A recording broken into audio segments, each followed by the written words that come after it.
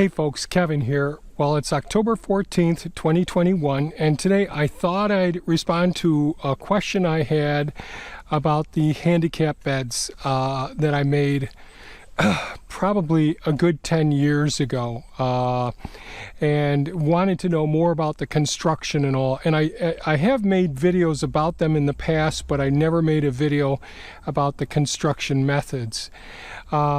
The reason that I call them handicap permanent raised beds is because I had decided years ago that no matter if I do develop a disability, I want to be able to have beds that are easily accessible and for me to be able to manage in the future as well.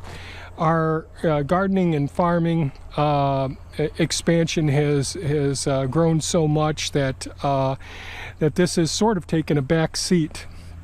But and I will give the details on how we did construct these raised beds, and tell you both the benefits and the minuses. But I would say that there are many other materials that could be used for this.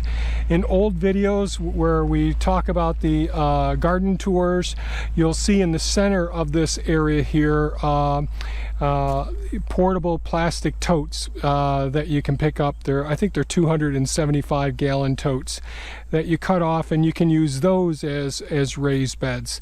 I've used horse troughs, galvanized horse troughs for raised beds as well. And there are many different materials that can be utilized. I wanted to use these because this is also how I built the pillars and the walls and the gates around the property entrance and around our yard. I also use these to build the canalways and the support structures that hold up the statues. So that's the reason I went with these particular blocks. And the other reason is because they're real simple and easy to lay. First, let me just tell you about the blocks and their dimensions as well. So these are, let me set the camera here, 16 inches long, 4 inches thick, and 8 inches wide. The walls, since these are 4 inches thick and there's 6 of these layers, alternating layers, this gives us a total height of 24 inches, the height of the bed. And the concrete does not extend down into the center here. There's a big hole, so the concrete ends here and there, so the earth is directly below this. So the water that goes through this bed goes down to the earth itself, except for what weeps out through the sides. With a bed like this, one can sit your fanny on the edge and lean over and work as well. It can be fairly comfortable. With a knee pad, you can comfortably be in this position and work the bed as well. We're on concrete right here, but if you had little neoprene knee pads, that makes it comfortable. We've grown all different crops in these beds. All the different vegetables that you've seen, everything but things like corn, things over 6 feet. And the reason that we've switched to strawberries is because this is real easy to manage. You're not straining your back, leaning over. You can put your hand down and reach over and work without straining your back. You can rest on the sidewall. So those are some of the advantages of this. The reason that I chose 24 inches is because basically the standard height of the seat on a wheelchair is between 18 and 20 inches. So we're somewhere, our buttocks will sit right about at this level, here to here, in a wheelchair, allowing your hip to be at this level and to lean over as well. So that's the reason for this type of bed. It's easier to weed, even though I get behind on my weeding. It's easier to manage as well. With the drip irrigation, that also makes it easier to make sure that the bed is well watered. We just have to make sure our timers are working as well. These blocks are made out of concrete, and we got these ones are called Rumble Wall, and we purchased these from, I believe it was Home Depot. Lowe's has one that's a little bit shorter. I think that they're 8 inches wide, 4 inches tall by 12 or 12 or 14 inches. I think they're 12 inches long. So I like these blocks. They're easy to work with.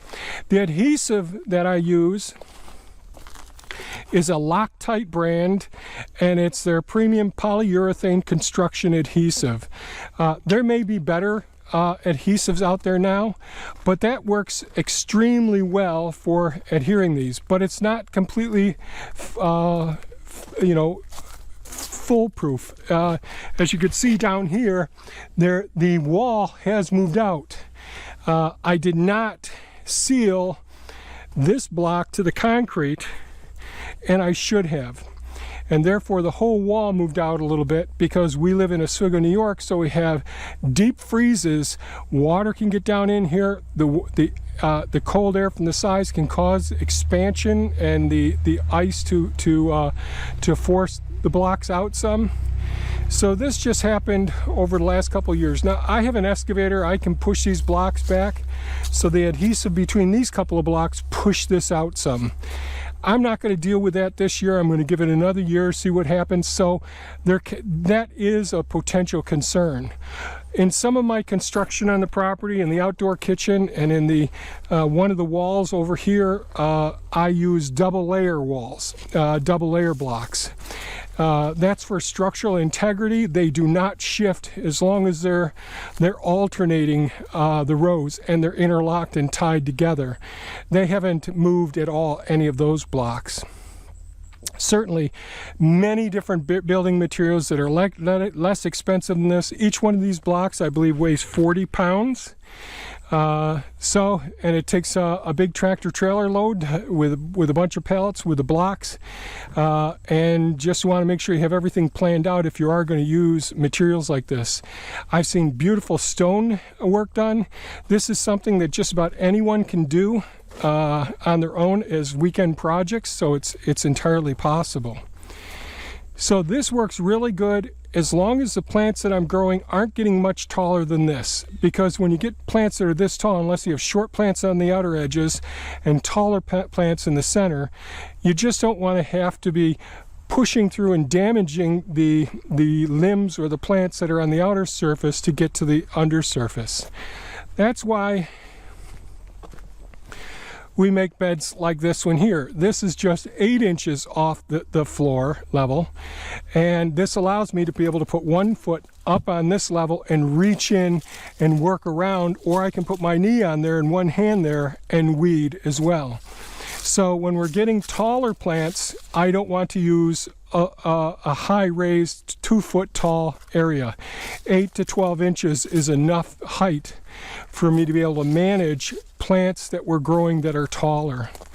And certainly, as you've seen in our garden tours, the permanent raised beds, which have no blocks or stones or anything, what we do is we raise our beds in the center 1 foot. We start them off at 2 feet thick above the path level, and after time they get down to about 1 foot above ground level. They're all kept at about, the beds are all 30 to 36. Some of them are like all the way up to 42 inches wide. So the width inside of this bed ends up being just about 50 inches wide. The reason why it's not exact is because the gaps are a little bit different depending on these, and these blocks vary a little bit as well. The beds are 38 feet long, so you just, as you're building it, you get a guesstimate about where it'll be. You know that these are 16 inches, but you want to leave some spaces in between some of them because they aren't all exactly uniform. They aren't perfect, so there's little bits of variability in them. So we've got a planting area that's 48 inches wide, and I'm 6'2", and if I'm sitting here I can easily just reach beyond the midpoint of the bed. In a wheelchair I'd be able to reach to the midpoint. So 48 inches wide is pushing it. That's the upper end of the width that I would have for, handicap accessibility. So those are my thoughts as far as the laying out a handicap type bed or differently abled beds. So my whole goal was to make it as enjoyable and as attractive and as user-friendly, so I wouldn't dread coming out here and working out here. Of course, since I've had all different plants in here and throwing the weeds down here, they all dry out. Now I'm going to clean up all this material. Most of it will go right to the composting system as well. We have all different types of beds. I've showed this bed before, the rain gutter garden bed, and as you can see, these are the same height as these ones. These are using concrete mortar tubs, and this one here, you can reach over and you can go on either side. You can almost reach to the other end. You could also orient these tubs going sideways and up against the wall, and then you could reach all the way to the other side if these tubs were oriented in the other direction. These ones are rain gutter beds where they have a gutter, two gutters underneath them with wicking beds so the soil pulls up. Drip tapes really help, are more water conservative, so we use less water to water the plants. We aren't putting it up into the atmosphere. The rain gutter gardens are the same way. So trying to waste as little, utilizes the amount of water that's absolutely necessary. The outer surfaces of this type of a bed are going to be affected by the color of the material. So if we lived in a desert environment, we wouldn't want to use black or really dark colors because we'd have lots of solar radiation. These would heat up. You wouldn't want to touch these. You wouldn't want to sit on them. And certainly that heat would convey thermal energy to the soil surface and potentially dry out the roots. I think I've covered everything. So I would always choose lighter color materials. Unless you're in a greenhouse and you're only growing in the winter time, that's a different situation, and I won't discuss that. So I think that covers all the questions we have on these handicap accessible beds. And I certainly don't mean to leave people out when I say handicap accessible. I've had spinal injury twice and had surgery twice on my spine. I've had various fractures and injuries over the years, and we think of those things as being the handicap sorts of situations where it's an obvious physical ones. But throughout the design and processes that we've gone about here, my thoughts are always looking for, well, what about other disabilities that aren't necessarily readily observable, such as visual problems, hearing problems, so macular degeneration, where we can't see as well directly in front of us and using our peripheral vision. So, years ago at State University, New York College at Oswego, where I did my undergraduate work, we had disability awareness days where we would don apparatuses that would give us, so in other words, working with a wheelchair on the campus, you'd find out that, geez, there aren't ramps every place, there aren't good curb cut-ins, there aren't all of these things there. If you're on the crutches, there's slippery surfaces, especially during the winter time. Wearing glasses with darkened central spots to mimic what one might experience with macular degeneration, and the list goes on.